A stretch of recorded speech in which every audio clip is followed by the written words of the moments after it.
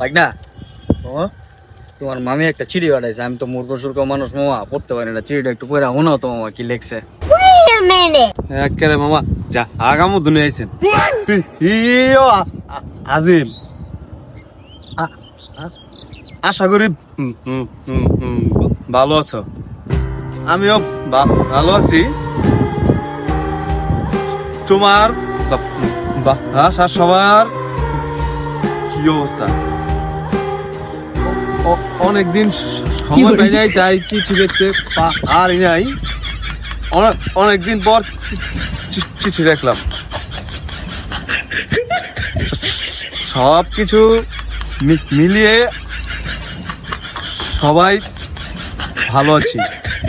তারপর আর লাগতো না, প্রেমই বেকা বই যে বোকা পড়তে পড়তে।